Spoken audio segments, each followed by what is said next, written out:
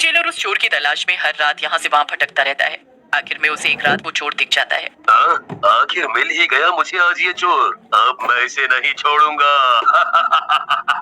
अब तो तेरी जिंदगी के उल्टे दिन आ गए।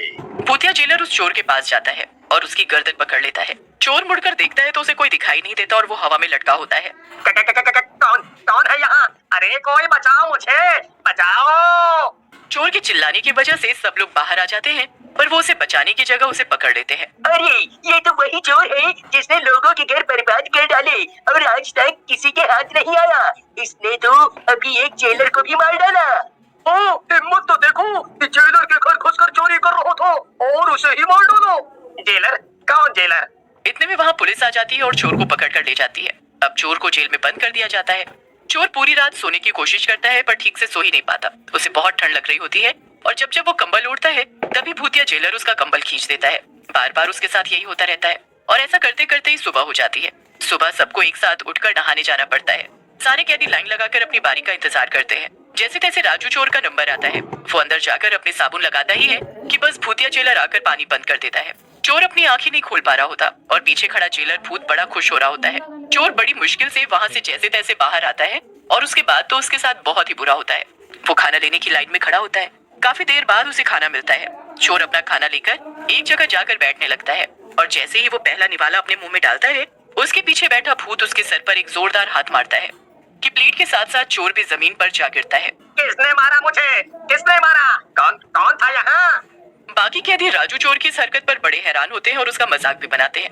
फिर जब वो दोबारा खाना लेने जाता है तो उसे दोबारा खाना भी नहीं मिलता। उस दिन चोर का बड़ा ही बुरा दिन जाता है और भूतिया जेलर उसकी इस हालत पर बड़ा खुश होता है। रात को फिर जब सब सो रहे होते हैं अंधेरे में राजू चोर को किसी के डंडे मारने की आवाज आ रही होती है। वो उठकर देखता है तो एक आदमी सलाखों पर अपना डंडा मार रहा होता है। कौन है? कौन है यहाँ? जेलर हूँ मैं यहाँ का। जेलर? हाँ, और तुम क्या सोच रहे हो? तुमको यहाँ मजे की जिंदगी मिलने वाली है? चलो अभी के अभी खड़े हो, लग जाओ काम पर। पर बाकी सब तो सो रहे हैं। मुझसे जुबान लड़ाई तो जिंदगी भर यहाँ से निकल नहीं पाएगा। भूतिया जेलर एकदम चोर के सामने आ जाता है। चोर उसे देखकर चिल्लाने लगता है। वहाँ सो रहे बाकी कैदी चुपके से कंबल में से भूत को देखते रहते हैं पर कोई चूं भी नहीं करता। उनके सामने भूतिया जेलर राजू चोर को घसीटते हुए बाहर ग्राउंड में ले जाकर खड़ा कर देता है और उसे सुबह तक ग्राउंड के चक्कर काटने को बोलता है। चोर कुछ नहीं कर पाता। आसपास कोई उसे बचाने वाला भी नहीं होता। वो भूतिया जेलर के डर से ग्राउंड के चक्कर काटने लगता है पर कुछ ही देर में उसकी सांस फूलने लगती है। मुझे जाने दो, मैंने तुम्हारा क्या बिगाड़ा है? बहुत जल्दी पता लग जाएगा। सुबह तक चोर ग्राउंड के चक्कर काटते काटते वहीं गिर जाता है। जब सुबह कुछ लोग वहां आते हैं तो उसे वहां से उठाकर मेडिकल रूम में ले जाते हैं। वहां होश आते ही चोर भूत भूत चिल्लाने लगता है। उस दिन तो डॉक्टर उसे दवाई देकर भेज देते हैं पर अब रोज ही उसके साथ ऐसा होने लगता है। वो तो हर वक्त बस भूत भूत बोलता रहता है और अक्सर कभी भी बेहोश पड़ा मिलता है। बड़ी लगता है इसकी दिमागी हालत ठीक नहीं है। नहीं, ऐसा कुछ नहीं है, मैं ठीक हूँ, मैं बिल्कुल ठीक हूँ। तभी भूतिया जेलर उसके सामने आ जाता है। चोर उसकी तरफ इशारा करके भूत भूत चिल्लाने लगता है। भूत बार बार अपनी जगह बदलता रहता है और चोर भी कभी कहीं तो कभी कहीं उंगली का इशारा करके भूत भूत चिल्लाता रहता है।